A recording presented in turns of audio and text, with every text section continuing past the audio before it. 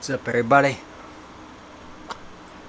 I need to do something here with this, because I have a little problem with this. And you can be a left winger, right winger, it really doesn't matter. You just gotta listen, and let's go ahead and go through this video. This video is a little disturbing. I'm gonna pause and go back and then make certain points very important. You know, where you notice it.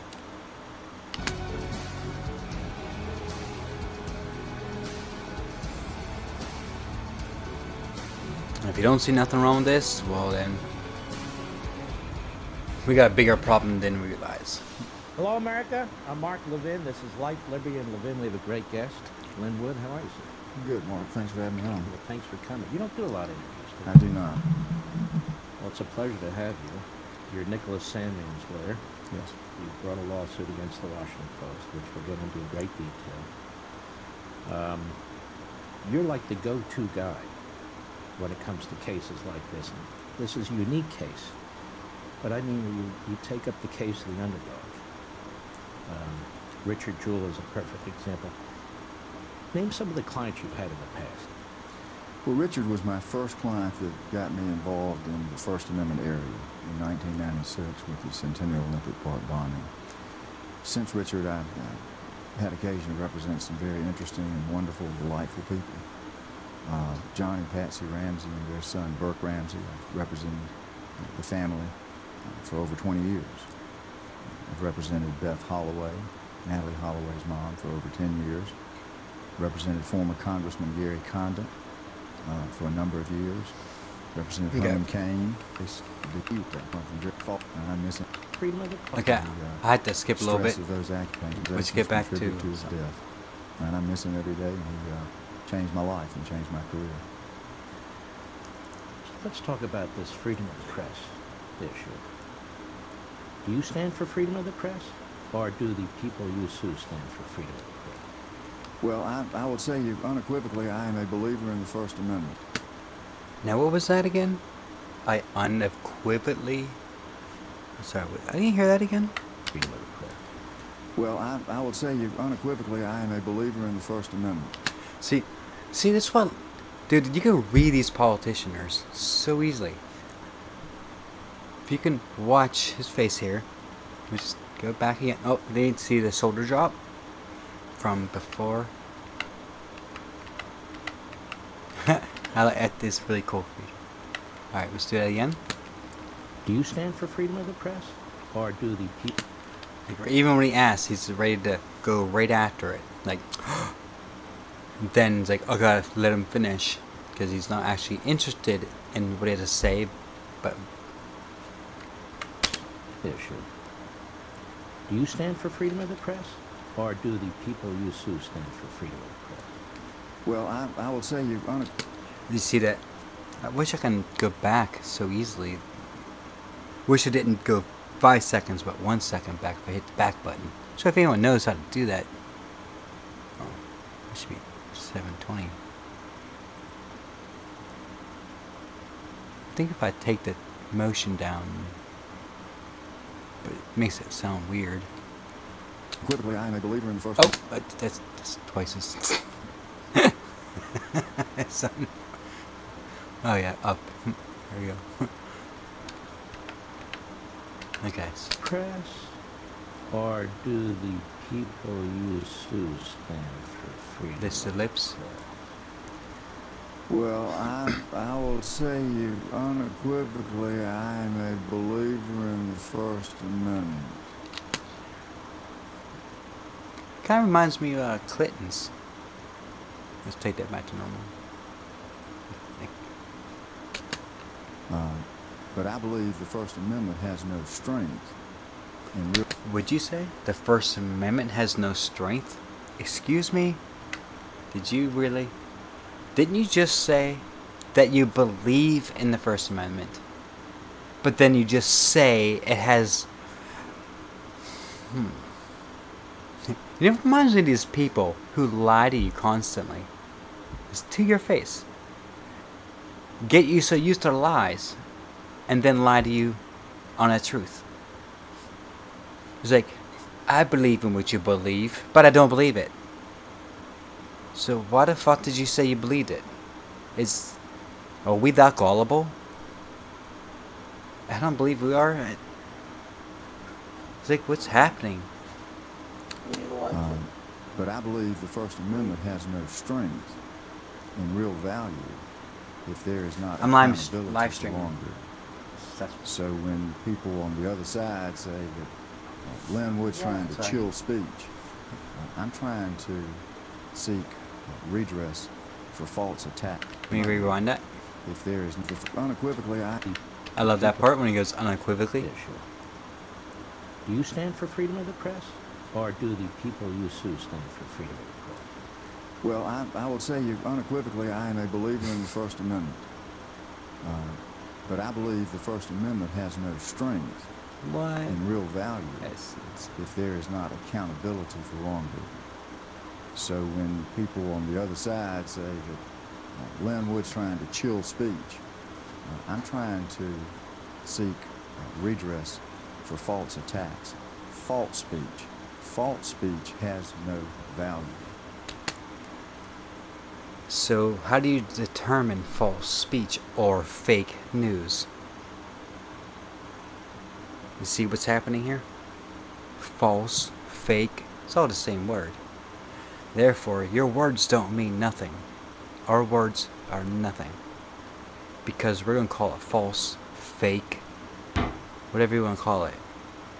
Because the point of the First Amendment is that you do have a voice.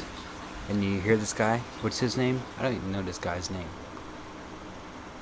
He doesn't even deserve to have a name.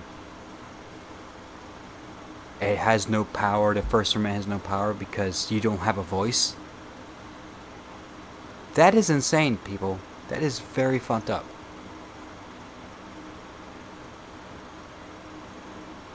The level of fucked up this is, I just don't have words for it. Let me replay this again. When people on the other side say that Linwood's trying to chill speech, I'm trying to seek redress for false attacks. False speech. False speech has no value. Your thoughts, your protest, what you believe in, which is the foundation of what America is. That's why we had the very First Amendment. That's why it's number one. The very first thing our founding fathers written was the First Amendment. Free speech. And what is he saying? I don't know. What is it? Maybe your voice means nothing? Acts. False speech. False speech has no value. Remember that, folks. You see what's happening? And in Nicholas Salmon's case, you're talking about false speech that threatened, attacked, and vilified a minor child. If I am accused of chilling that kind of speech, I'm happy to take that banner and wave it proudly. We don't need that speech. That's not what the First Amendment is all about. And that's a good point. The First Amendment. We hear people throw around the First Amendment, freedom of the press. We particularly hear reporters use it. When our Constitution was established, freedom of the press basically meant the federal government hands off. But there was still power in the states where people could still bring defamation suits, correct? Correct. Defamation law, the ability to, in effect, sue someone for false attacks on their reputation, was governed exclusively by state law until 1964. In 1964, in New York Times versus Sullivan, the Supreme Court brought in the First Amendment in cases involving public officials. And in those cases, actual malice standard of the First Amendment applied, but in the remainder of the cases, you still were governed by state law. And state law generally allows you to recover if the reporting is false and was negligent. Now, under the New York Times standard, the public official had to prove that you actually knew it was false, subjective, or that you acted with a reckless disregard for the truth. That got expanded by some very bright media lawyers into public figures, people of general notoriety, a few years later. And then it went so far, Mark, that they applied it in Rosenblum versus Metro Media to anyone who was involved in a matter of public interest. And the Supreme Court shortly after that realized they had gone too far. They dialed that back and reversed Rosenblum and said that it was only applying to a private figure if that person had voluntarily injected himself or herself into the forefront or vortex of a public controversy in an effort to influence the outcome of the controversy. I'm not sure where like the Russia. actual malice standard came from on public officials in terms See, so basically just like what Russia did to influence an outcome of an election. And you see, I don't get me started on that. You see, much as I don't like Trump, even from the beginning, and even to now, I don't think Trump is smart enough to really collude. Maybe he is, I don't know. I've never seen it, if you ask me. But there's other things bigger going on. Because he's a businessman. He was trying to work out a deal. And he's not the smartest person either. So, they probably could have told him he's stubborn. And he, whatever. Laws are laws. Sound like I'm defending him. I don't want to defend him. But the truth is truth. And I digress. in an effort to influence the outcome of the controversy. I'm not sure where the actual malice standard came from on public officials in terms of how its roots in the First Amendment. I think Justice Thomas has recently himself commented in a concurring opinion that he questions the constitutional validity of that rule. I think he's right. I certainly don't believe that the media needs breathing room under the First Amendment to rush out and adopt a social media mob attack on a 16-year-old child.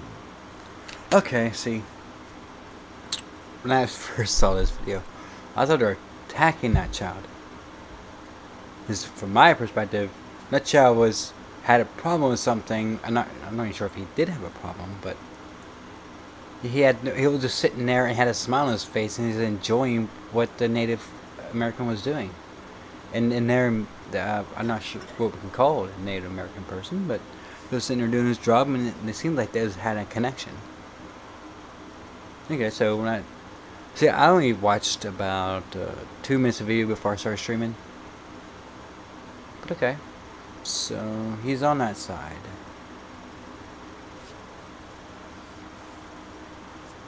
I don't watch Fox News too often, so I'm always assuming Fox News is the other side of the evil. But maybe sometimes I get it right. See, the First Amendment does not require that to be a viable, effective protection to our citizens. Now the interviewer, see, I notice him. He's very calm, aware, really thoughtful. Seems like a real journalist.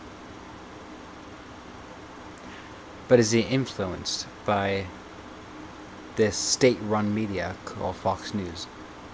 And I used to watch Fox News all the time until they went rogue. Maybe it was rogue the whole time. Who knows? I was blinded. We had freedom of the press long before New York Times versus Sullivan, didn't we? We did. Media seemed to do okay. I mean, radio was developed, TV was developed, all forms of communication, national newspapers were developed.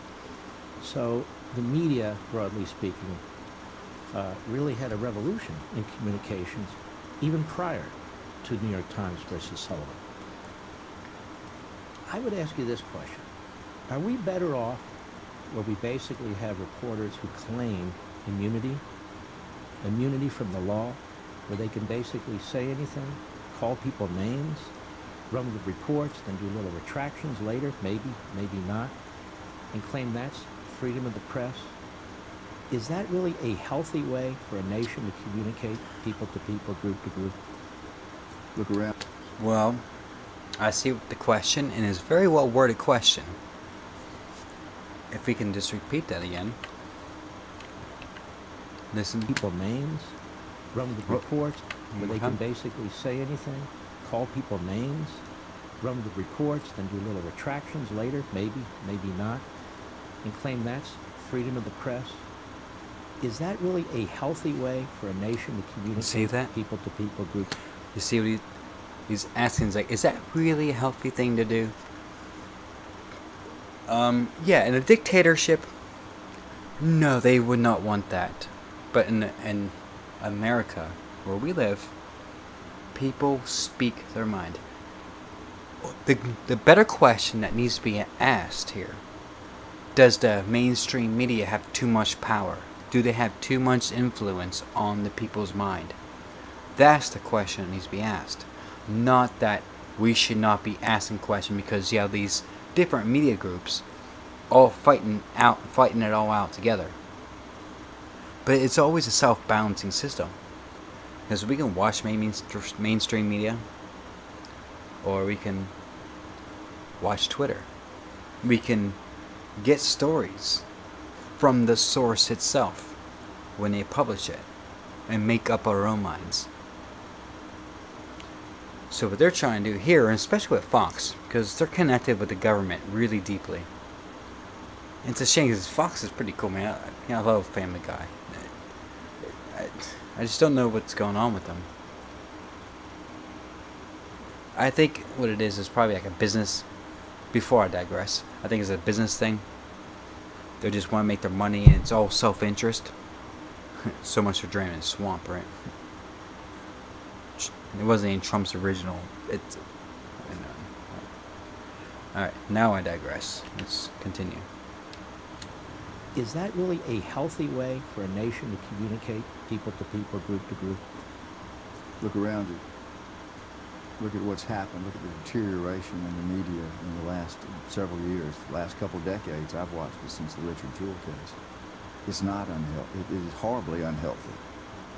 There's nothing valuable to our public discourse for people to just simply go out and tell rumors, lies, make accusations with no sources. So, the implications of that. Yes, everyone goes out, tells rumors. This is human nature. What he likes to do is eliminate the First Amendment. You're not allowed to say these things about our government. You're not allowed to say these things about the people, the elites. You cannot talk about the elites like this because you're hurting us because we're the most important.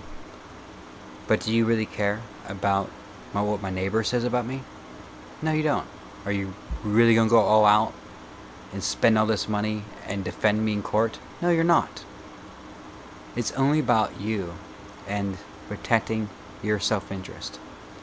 You're the special self-interest right there in front of your face, folks. There, you see it?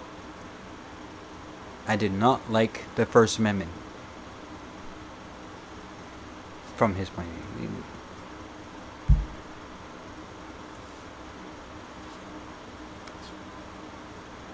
It just pisses me off. Okay. This is a funny picture. Yeah, continue. Unhealthy. There's nothing valuable to our public discourse for people to just simply go out and tell rumors, lies, make accusations with no sources, to be able to use the media and the First Amendment to, in effect, advance his or her or some corporation's own agendas. That's what happened to Nicholas. Oh, so it's your competition. So to advance other people's interests or other people's corporations, since I'm pretty sure you're rich, buddy. You look rich.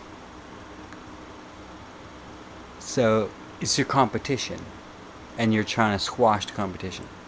Okay, I see what you're up to. There's a lot of agendas at work. Like you? The only person that didn't have an agenda was Nicholas Sandmann. He was on high school field trip to Nashville. What does this image have to do Mall with the agenda? I to don't get it. participate in the Right to Life March. Okay. It's gotten to be a situation where it started off with when you got to the internet mark, and you had this new development where you could sit in your the privacy of your home, and with a few strokes of a keyboard with anonymity, you could send out statements to the world that could ruin a reputation in seconds.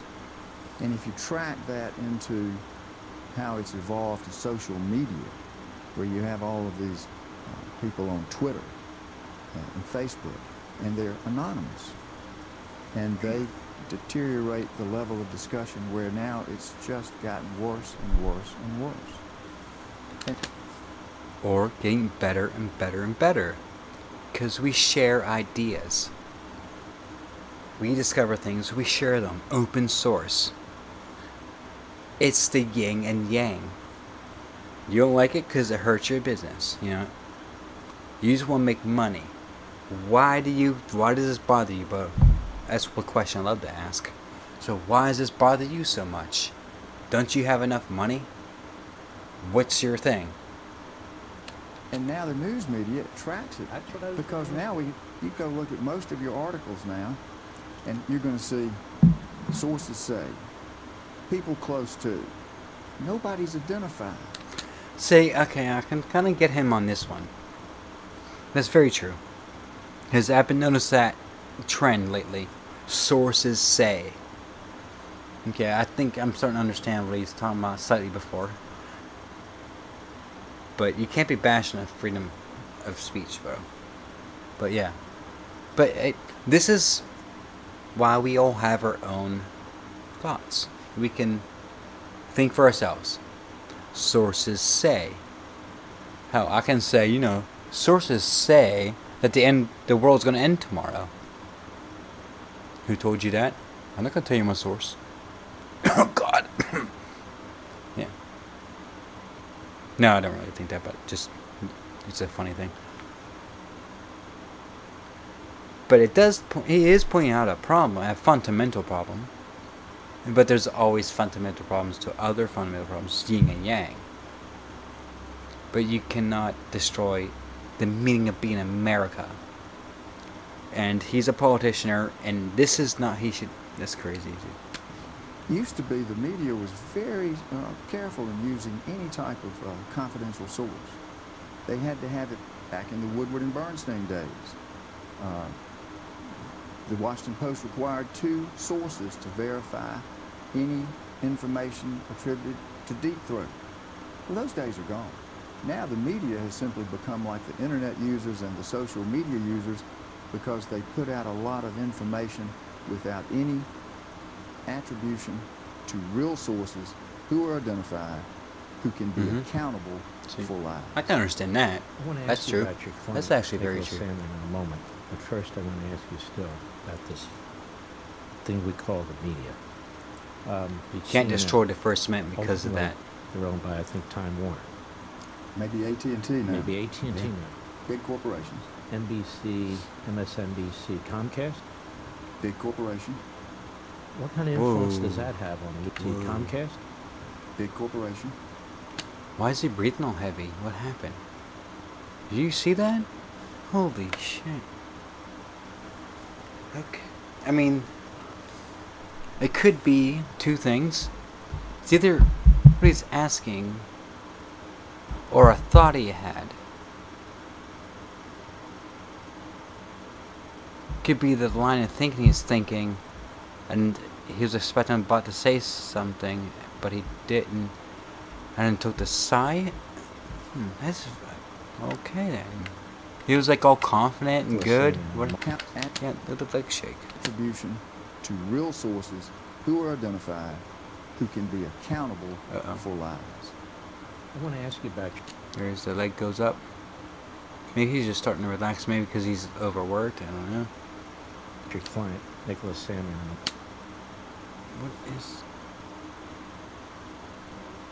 What is going on here?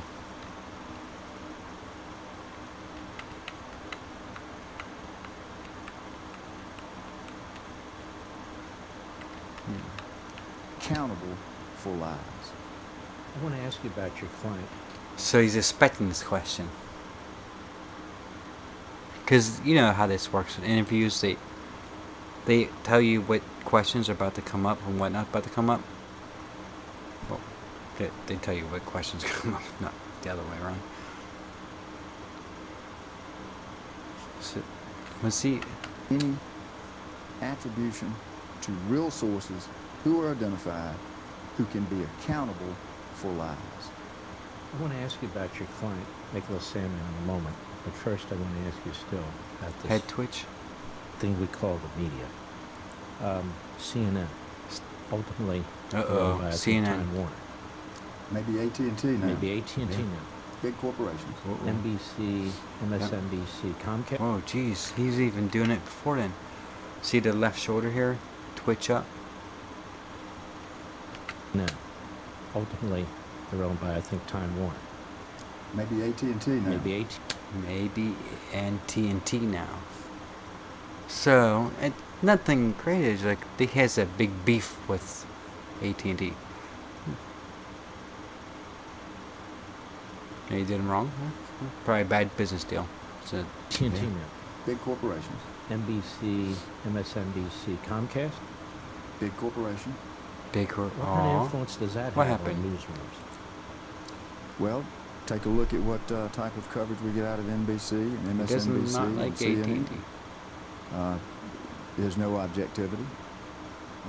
There's no fairness. It's just that like they've become an extension of political parties out trying to influence the public instead of informing the public.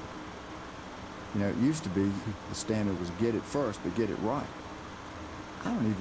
They've thrown out get it right. And now I don't think they even worry about getting it first because they know they can't. I use the example that if you look back at what happened to Nicholas, you had the media all over President Trump. We got him. They had the BuzzFeed report that said the president had directly told. Okay, so at this point, I think he really doesn't like AT&T. The moment that came up, it's about being taken advantage of. So that's the key there. Right when he asked that question, he's like, "Yep, this the whole conversation is that he's been personally hurt by AT&T or Comcast by another company, took advantage of." Maybe he's going to set up a deal. I really don't know this guy. I never researched him or anything like that. I'm just watching his video. But from my point of view, looking into it. So, what's he want to do? Not apparently, but the way I'm looking at it is AT&T must have said something publicly about him to ruin him. Therefore, makes him on a vendetta of not liking the First Amendment, even though he's an advocate believer of the First Amendment. But then he goes on to but I don't believe in it. I'm completely got this. I love it. Yeah, my ass. You can't want it and not want it at the same time. But, you know, from the human side perspective, you know, he's a human, obviously, and but, dude, you're a professional, dude. There's no excuse.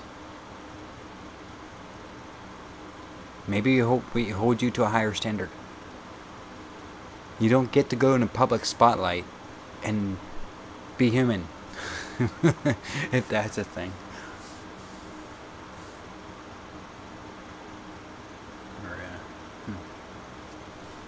But yeah, let's continue. Told Michael Cohen to lie to Congress about the Trump hotel in Russia. And then Friday night, Mueller comes out, says that story's inaccurate.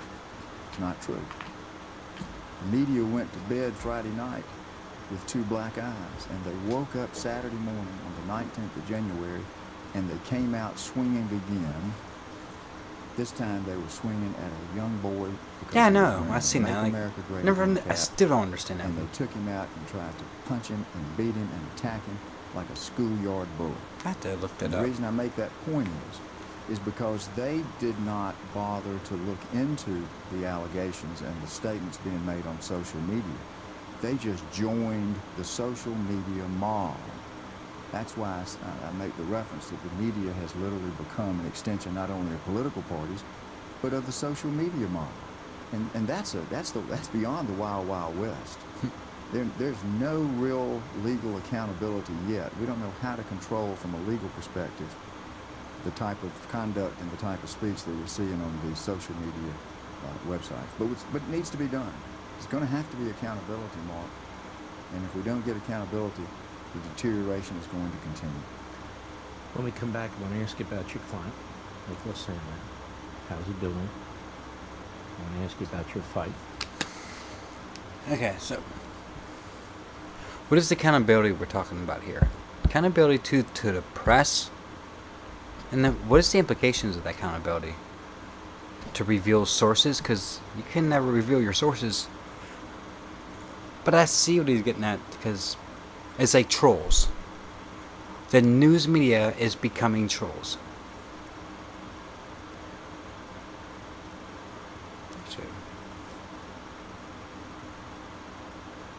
If you think about it, when was the last time you actually watched mainstream media and actually heard real news?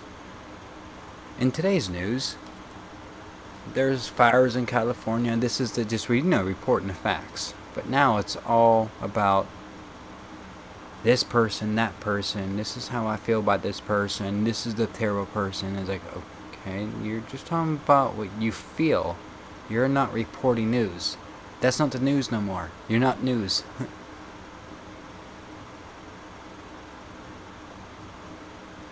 Hate to say it, but yeah, there's a good bit of fake news out there. Even on my favorite channels, it's fake news.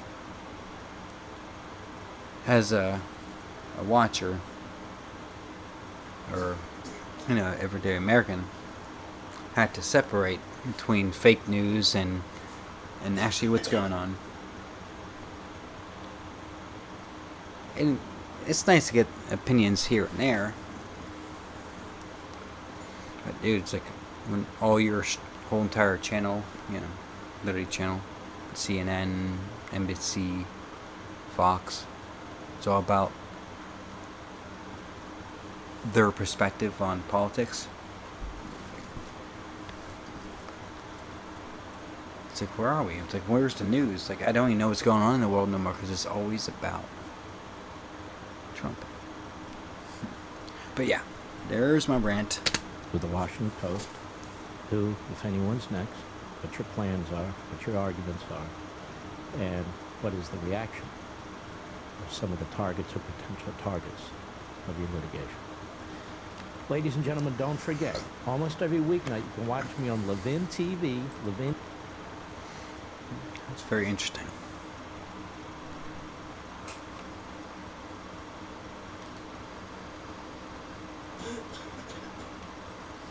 So there's two things. One, freedom of speech, but the problems that come with it. Where's the balance? And that was the point of that segment. And actually, Fox News did a good job on that one that time. Usually I always watch, they're very focused on their far right wing kind of thing. They're not like news. They don't give a neutral point of view, or that wasn't quite neutral. They want to destroy the First Amendment because Trump is a dictator. He wants to dictate the country and own everything. That's what businessmen do. Own. That's why we cannot have businessmen as presidents, because the foundation facts of a business is to own everything. It's a monopoly. He wants to monopolize people. We can't have that. It just doesn't work that way. It really doesn't. You can see it in North Korea. Is it working for them? Are they having food? No. Things are terrible. People are being killed, enslaved, because they have no voice. Our voice is our power. The people leads us to, as an American, as America. That's Trump doesn't not want immigrants coming in, okay? We're all immigrants. Literally, our country is formed from immigration. We're the migrants that literally migrate into this central, beautiful place called America. Take that away, well then you're just North Korea. Or China, or Russia. All these other crazy countries that have no voice. The next big country is going to come up. It's probably going to be South Korea. Because at least their democracy's working. Because whenever the president of South Korea got impeached, they did the right thing, got rid of him, and replaced it with someone else. And look, 2 years in, look at all the scandals that's been going on. And our president has an IQ of like 70. If that's still probably too much, probably like 50, 70-ish, 50-ish. Literally, you have to tell him 10 times in a row to understand something, and you can't even keep his attention span for no more than 3 seconds or a few sentences. He can't read a briefing. He's like a page. It has pictures in it, and like he probably doesn't really have pictures. I'm just saying. Wouldn't surprise me though. Jeez. All right, we'll see what else this Fox News has to show us. Welcome back, everyone, in our Loony Left update this week. Loony Left? What our words were.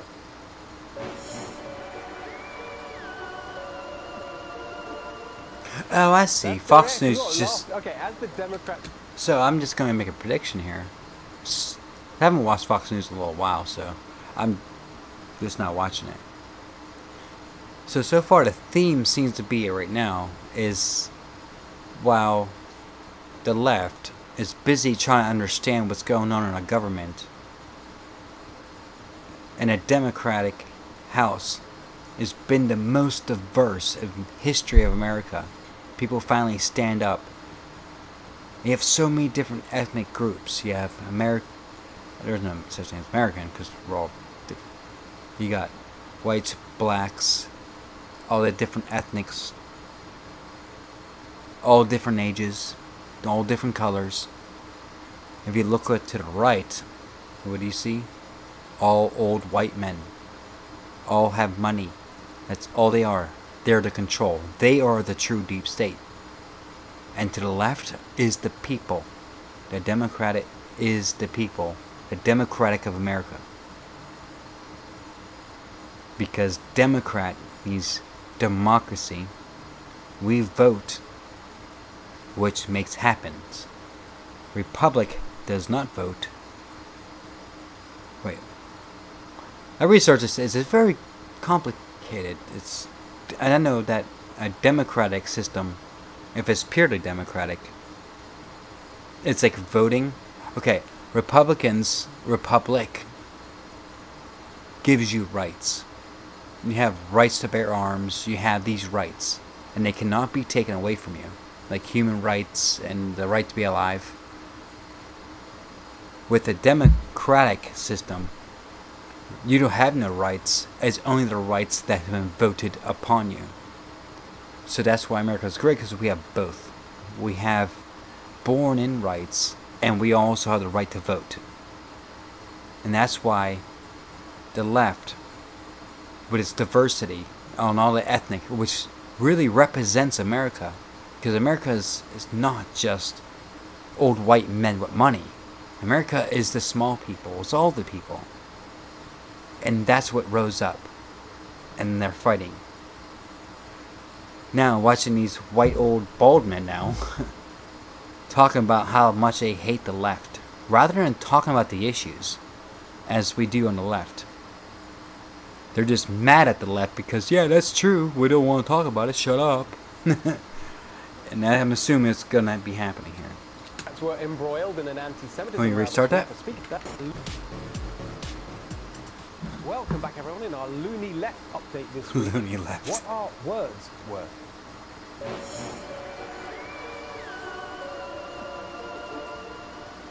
That's the reaction we got. Laughed. Okay, as the Democrats were embroiled in an anti-Semitism row this week for Speaker Nancy Pelosi, it's all just words. I think she has a different experience in the use of words. Her efforts to convince us the party hasn't been taken over by the Loony Left weren't helped by AOC this weekend. Moderate is not a stance, it's just an attitude toward life of like... What do you make of that, Nancy? I think she has a different experience in the use of words. And then this morning, the Democrats were out trying to say that I don't understand what he's saying. dismantling our southern border, as Beto O'Rourke wants to do, is not actually a left-wing position. Everybody's waiting in the wings in large part because they're waiting for Beto to announce. And unlike all of the other Democrats that are trying to move as far to the left to say, yeah, I am your person, he has not necessarily said that. If you ask him where his policies are, they're not on the left. No. Why are you cutting her off? What? That's weird. Is Nancy okay with Yeah, that? I'm like, what? Can't. Everybody's waiting in the wings in large part because they're waiting for Beto to announce. And unlike all of the other Democrats that are trying to move as far to the left to say, yeah, I am your person, he has not necessarily said that. If you ask him where his policies are, they're not on the left. No. What? You cut her off again? What? Is Nancy okay with... You see that? Like, what are you doing, dude? Why, like, once you start to listen and then you cut her off and then throw her into the middle of another sentence and then to another one and then cut her off? No, you interrupted her sentence, threw out another random sentence that she said, and then ended the audio while the video is still playing. So you're just trying to pick out what you want to see. And he's like, what? Yeah, exactly what I'm thinking. Little weird gay dude with your weird blue eyes and bald head. What? I'm confused. I would bet you're confused. Because if you played a video in a straight line, it'll probably make more sense.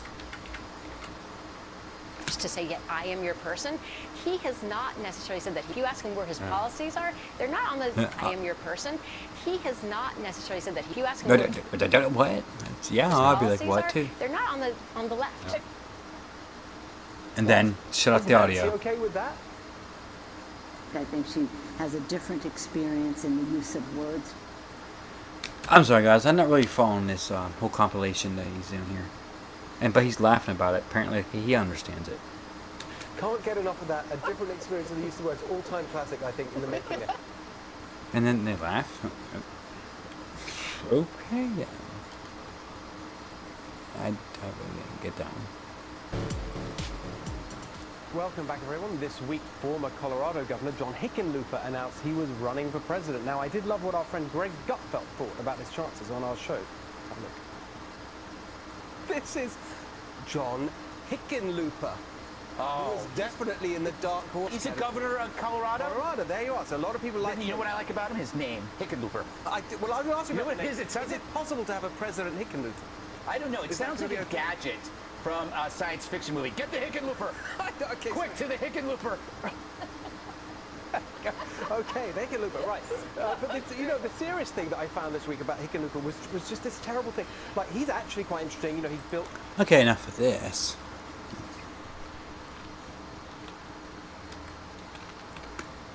Now, let's check out the left. Let's see what they're talking about. Actual real issues. Let's see this time around. Ah, they're talking about what? Okay. Welcome back. The turmoil and tumult in the White House continues. Former Fox News executive Bill Shine is leaving his role as Deputy Chief of Staff for Communications. Yep. See, all right now. See how they're reporting what's actually going on? Yeah, the image, whatever, because they're the left. Yeah. But you see on Fox News, it's just all they're doing is making fun of the left and not actually talking about the issues or not talking about the news.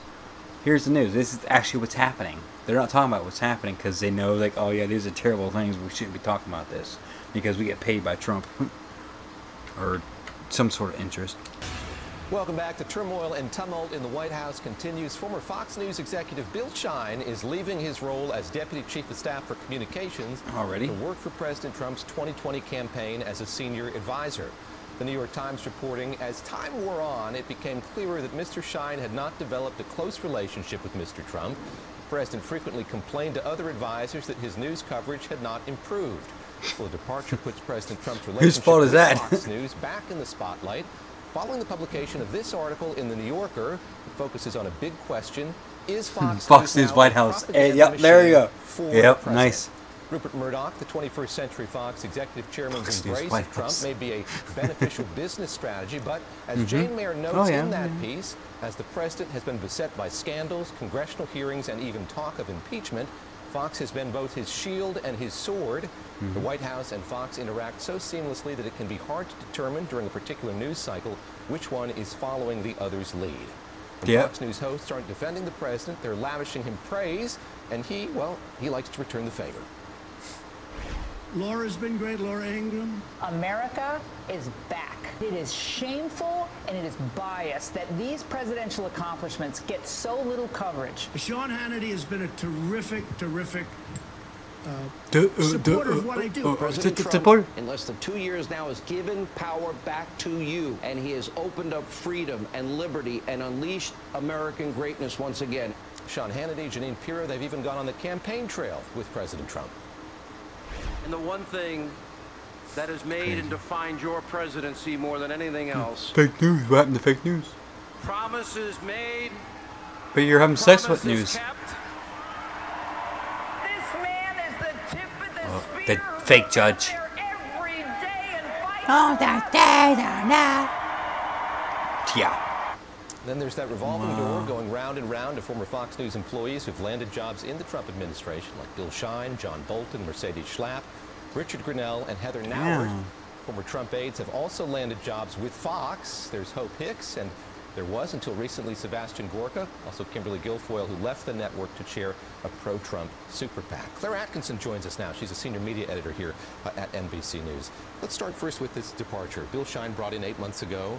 Yes, it's the 5th communications director, but he had the longest tenure at 8 months' time. What's your sense of what the president hoped to get by bringing him on board and what didn't work out? Obviously, he wanted somebody who had good TV production skills and somebody who's close to Rupert. I think Bill Shine delivered on that. He did kind of reinvent how the president was seen in some unique ways. I don't think it's a coincidence, though, that Bill Shine is departing just days after Jane Mayer's story in The New Yorker. I think that Bill's departure perhaps has less to do with the relationship with Trump and his ability to do a good job, and perhaps more to do with what's happening at Fox and the fact that it's getting pretty hot in the kitchen right now. You have the 4 senators in December who wrote a letter about ethics concerns about the fact that Bill Shine was getting paid by Fox and also drawing a White House salary. And they're asking, hey, does this break some laws? Is this something we should be looking into? You have congressional Democrats also saying, what happened with AT&T and Time Warner in this merger? Where the communications between the White House and the Justice Department? That New Yorker story had an anecdote from Gary Cohen, who said that he was told by the president, block the deal, and he says he didn't. We've confirmed that reporting. So that raises other concerns about whether the president is doing things that help Fox News and hinder AT&T Time Warner, which owns CNN, so rival of Fox. And then I'm also hearing that there are discussions about what happened with the Southern District of New York's investigation into Why is she Fox staring at News, her? into bothering me. intimidation of journalists, Stop into staring. the sex harassment issues. Turn your head. It all happened under Roger Ailes, but somehow mysteriously came to no There you go. conclusion. And so they're wondering, did it go away? And if it did, is that Look something elsewhere. that should be looked at? So There you I think go. Bill Shine's departure from the communications role at the Maybe White she's actually House trying to listen. perhaps has just as much to do with things going on at Fox. Hey there, I'm Chris Hayes from MSNBC. Thanks for watching MSNBC I know on she always does YouTube. If you that. want to keep up, Just how her personality is. She don't mean no harm, though. Yeah, just how it does sometimes. But from a public point of view, it's like, well, okay, and then even the producers probably should just zoom up on her and other people rather than doing a 2 view while she's just staring at her. She's a weird choice of angles.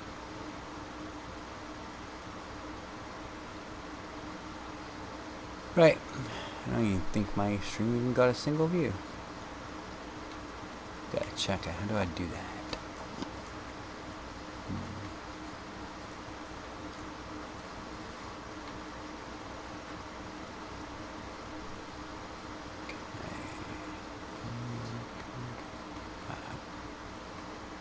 Sure how do you see my live stream? Not sure. Where's my channel? Did I do it? Ah, there we go.